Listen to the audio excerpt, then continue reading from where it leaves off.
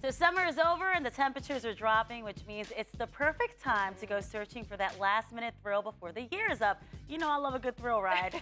So Yes, let us do. introduce you to our next guest, a guy who has traveled the country in search of the best amusement parks, Pete Trabucco. Thanks for being with us again.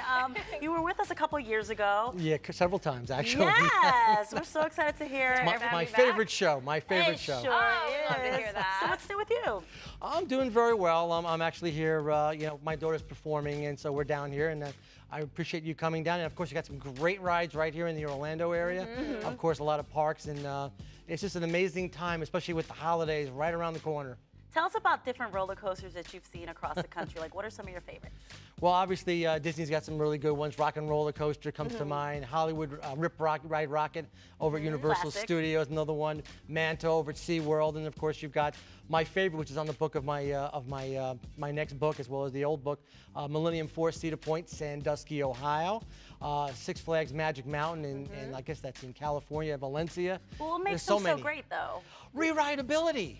If you go on a ride and you don't want to go on it again, it wasn't a good ride. That's a good point. So you want to make sure that you go back on it, and the 10th ride is as good as the first ride, or the 20th ride is as good as the first ride. Wow. That's what makes a good roller coaster. As a frustrated pilot, you know, who doesn't fly that much and do aerobatics anymore, this is a great way to get that rush. Yeah, I was going to say, you have the best job ever. Just test ride roller coasters all day. What's the scariest one you've ever been on? Actually, the scariest one is no longer in existence anymore, but it was so rough that my wife's a chiropractor. I actually needed her when I came off that ride, so I don't want to mention what it was, but there are some pretty scary ones out there, and the ski lift over at the Lake Compounds, 2,000 feet with nothing but a little bar holding you in it. That's the scariest ride I've ever been on.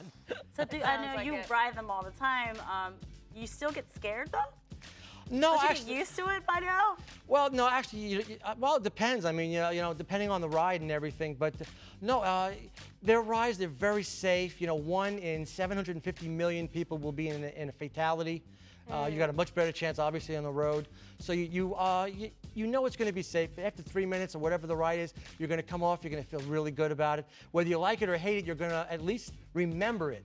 And I think that's what the most important factor is. And chances are, if you're coming down to the parks, especially here in Orlando, you're going to have a great time with the family.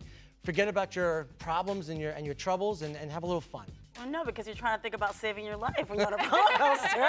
Well, don't forget to mind's been scream. thinking about that. Don't forget to scream. I learned as a pilot, keep the blood up into your upper extremities. That way you don't feel too queasy. And where else can you scream and not get arrested? Oh, Well, I got an answer for that, but we're going to go to commercial break. Thanks for being with us.